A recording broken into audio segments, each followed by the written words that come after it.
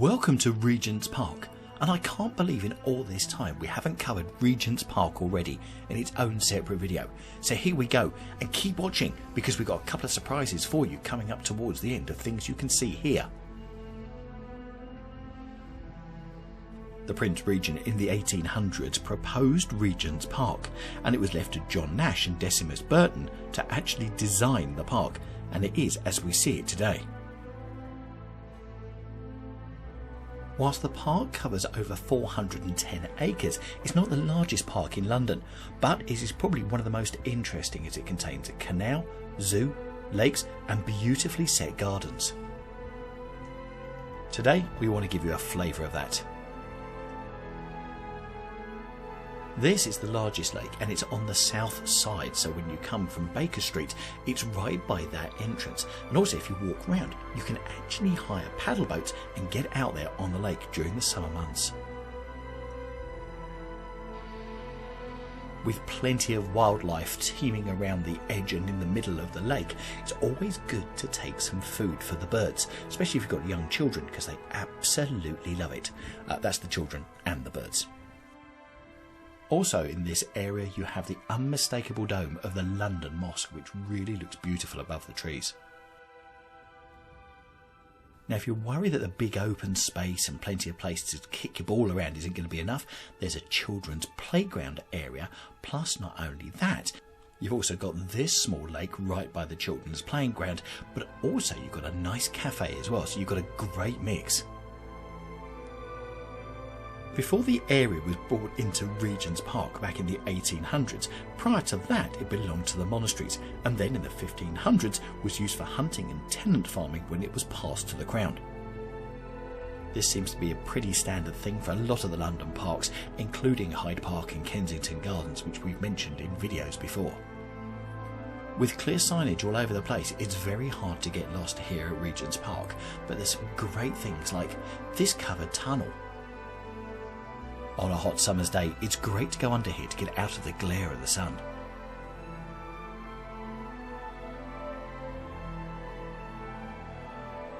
As you can see in the video so far, there's loads of places if you want to come down here, sit down, relax and watch the world go by. But all I would do is you're bringing young children, just keep them very close to hand because the water's edge is never that far away, especially in this part of the park.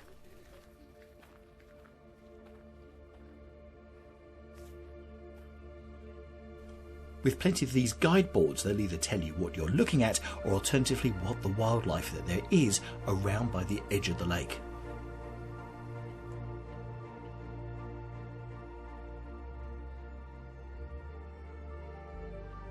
The park is quite distinctive for its road layout. Round the outside is what's known as the outer circle, nearly 4.5 kilometres long.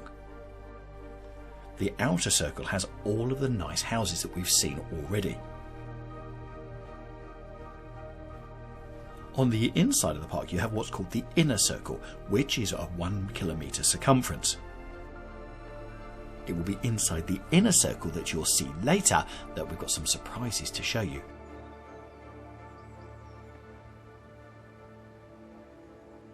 On the northern side of the park you have the Regent's Canal, which connects the Grand Union Canal to Limehouse over in London's Dockland. We've got a video coming up on this in the next couple of weeks, so if you want to know more about that and the walk that we do along there, go have a look for it. London Zoo takes a big chunk of the north part of the park, and it's probably why Regent's Park is known so well globally, because of the position of London Zoo.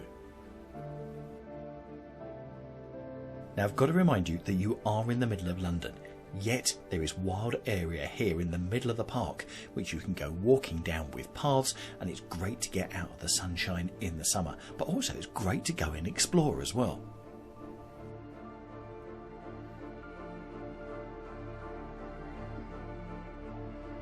With so much greenery on offer, why not come down to Regent's Park? It really has got the space, and also it's another one of those great free things that you can do in London, because all you need to do is to bring a picnic if you don't want to eat in one of the many cafes that are around. Here we're looking to the north of the park, and as we zoom in, what you can see there, that building in the background, is all part of the London Zoo enclosures. This area of greenery is a massive sports area, and in the middle of summer you'll find not only lots of parties going on here and barbecues, but also you'll see lots of people playing sports. Oh, by the way, barbecues are frowned upon in the middle of the Royal Park, so please don't bring down a barbecue, even though you may see other people doing it. You don't want to be in trouble. This area is fenced off by the Royal Parks to keep it as a sort of a wildlife meadow.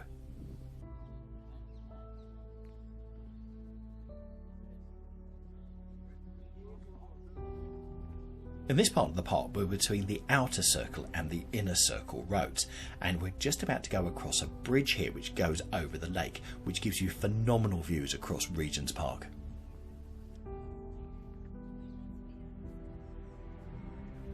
I hope you're enjoying this video, and if you are, do us a favour, would you give us a thumbs up, because that'll help us spread this video more on YouTube to help other people love London as well.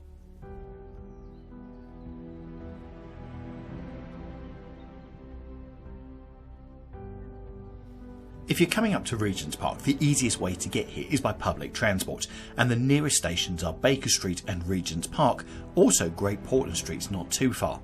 If you fancy a bit more of a walk, then you've got Camden Town, which is on the Northern Line, and you've also got St John's Wood, which means you'd have to walk past the front door of Lord's Cricket Ground, which is on one of the corners of Regents Park.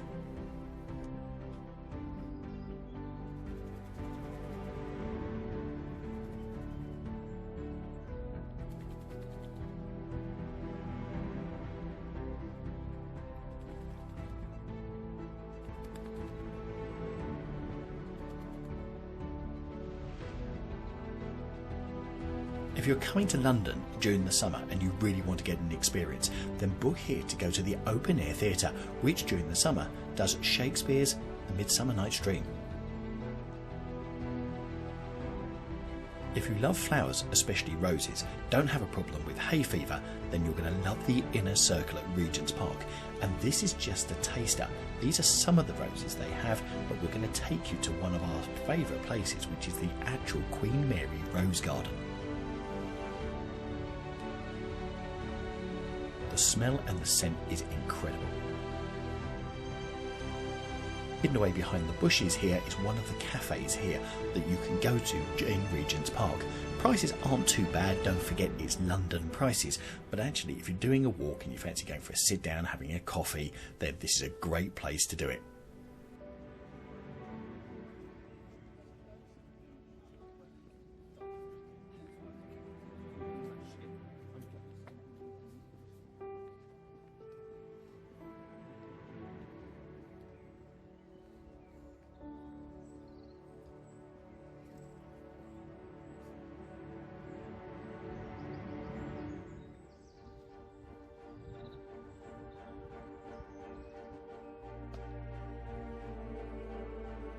You can see that the flower beds are well looked after, and can you see the deck chairs scattered around?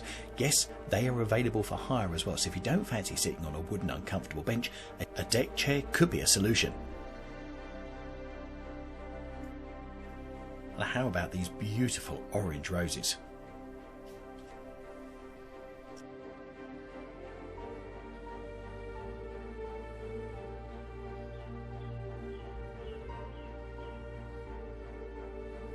If you're coming down to Regents Park for a wander, you won't be disappointed. There's lots of different areas you can go and explore, including this little raised area here, which overlooks part of the park. I love it that Regents Park has got all these normal traditional British trees, and then you've got palm trees as well.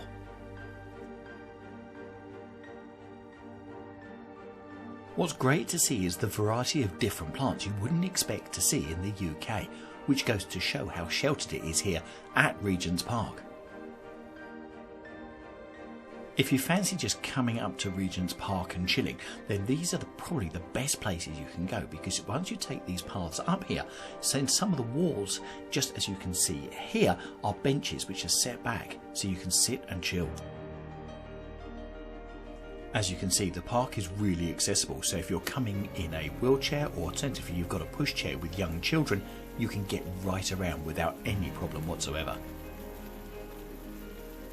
This fountain is of Triton, the sea god with mermaids at his feet, and was opened here in 1950 and was designed by William Macmillan, who also designed all the fountains over at Trafalgar Square. As you're walking around the park, make sure you have a good look at the iron gates which lead to the Inner Circle Road, because they are absolutely beautiful, dating, as you can see here, from 1933, with gold and black painting, which makes it really, really distinctive. Now, I know we showed you roses before as we came into the Inner Circle, but these are the Queen Mary's Gardens, which are famed for their rose bushes, and there are hundreds here, so if you get a chance to get here, it's well worth a visit.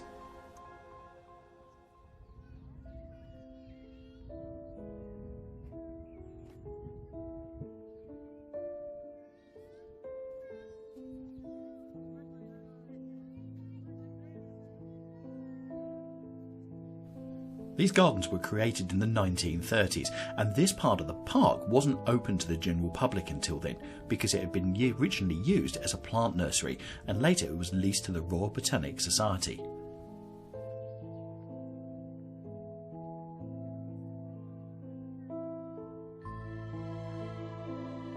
Another great part of Regents Park that not many people know about, so do, if you're coming down here, make sure you get down to this section.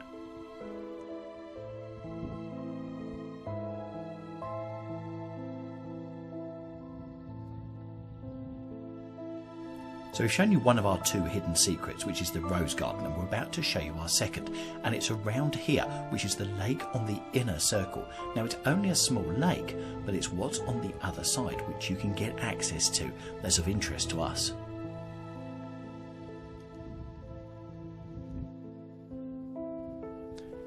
Here in the middle of the lake, you've got islands which you can use to hop across to get to the other side of the lake, and you've got statues on there as well. But if you remember our video, which was from Holland Park, which featured the Japanese garden, the Kyoto Gardens, yes, we've discovered one here as well, in the middle of Regents Park.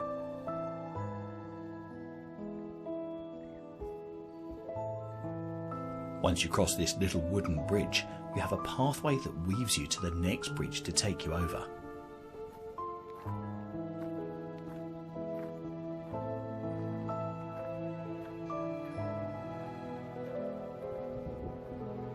It's remarkable because even in the middle of summer, when it's really busy around the park, most people don't come over to this bit because one, they don't know it's here, and two, they miss the little wooden bridge that goes over. So if you are coming over here, please do make sure that you come and visit the Japanese garden.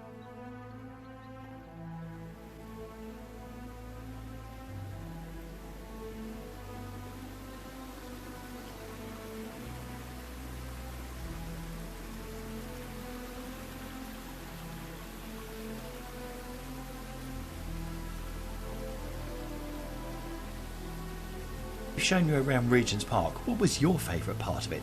Let us know in the comments down below. It'd be interesting to see. And what did you think of the Japanese garden? I've put the link. For me, choice coming back again, I'd definitely stick in the Inner Circle, because for me that's the greatest variety. And here we go, we've got some more gates here showing you the detailing work that's on there. Incredible. Enjoyed that, have we got a video to show you, and it's of the Italian gardens which are over at Kensington Gardens. So if you click on that video, I'll see you in there, and believe you me, got some great water features.